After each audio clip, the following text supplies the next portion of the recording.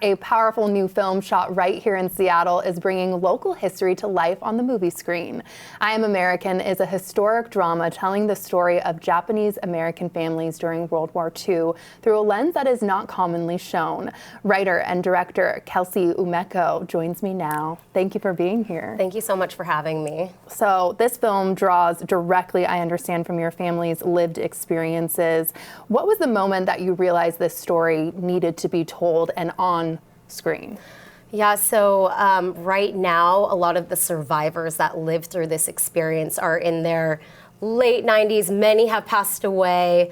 And so I feel like right now is just, it's so important to keep their lived experience alive and to pass it on to the next generation. And I just felt like this urgency while there are still some survivors alive to be able to tell this story. And in fact, my great uncle Ben and my great uncle Junior, who are in their mid 90s, who lived this experience, were able to really add in so many details into the film that you wouldn't have known unless you lived and experienced it firsthand. That's amazing to have their perspective. And you shot, I understand, in a lot of landmark local spots around the city. What did it feel like to breathe this drama to life in the actual spaces that the history happened? It was so surreal and so sobering in so many moments. Like, we got to film at the historic Panama Hotel.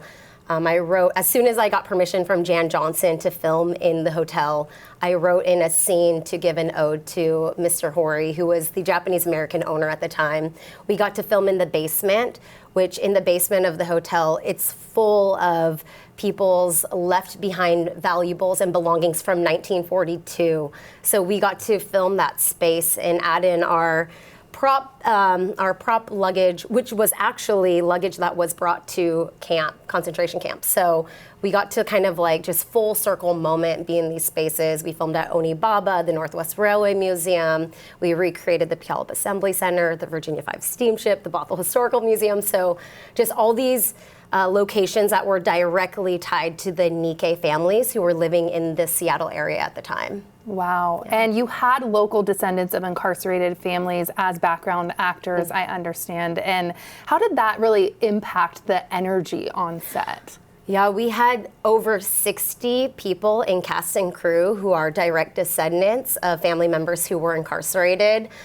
It was hard not to take those moments of pause, and many of us were wearing some of our family members' clothing from the time period. We had luggage pieces that were what our family packed up their entire lives into one suitcase in the matter of a week or two.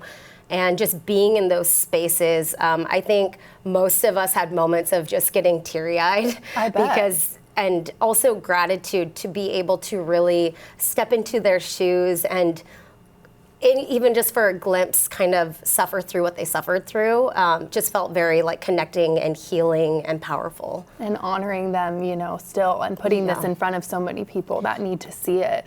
We were looking at some of the video, and this is a production. I mean, how long did this take from start to finish when you had this idea of putting this on screen? Yeah, so it started through the power of prayer, and literally it's been sustained through that.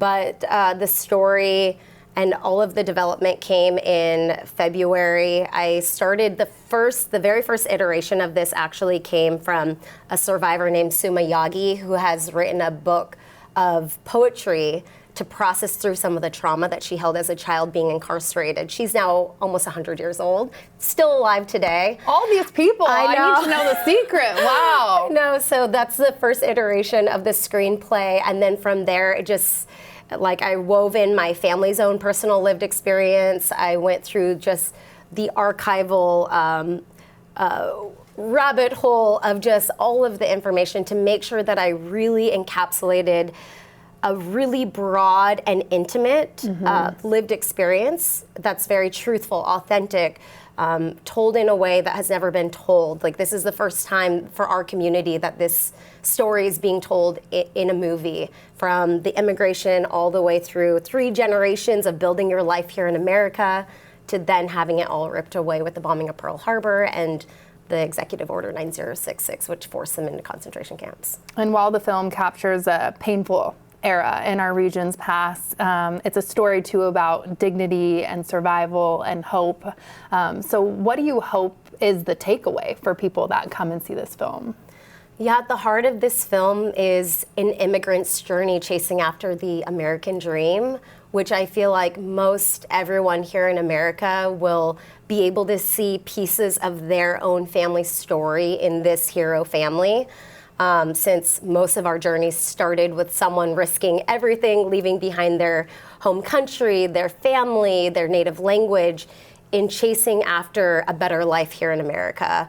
And I think that that's something that is unifying and can be very unifying for our country, is just to remember what that journey looked like in your own family line. So one thing that's been really amazing about just making this film is that it's really inspired people to find out their own family's history and their own family story. So for me, I'm fourth generation, so that goes back to like the late 1800s for our family lineage.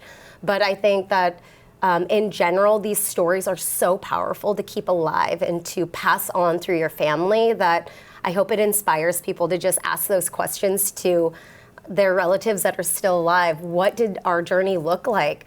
What did your parents' journey look like? You know, so I hope that that's something that the audience will take away and see, and just the perseverance to keep going even when all odds feel stacked against you, to just keep going and persevering through hardship. Beautifully said. I think we should end there. Thank you so much for being here. Yes, thank you for having me.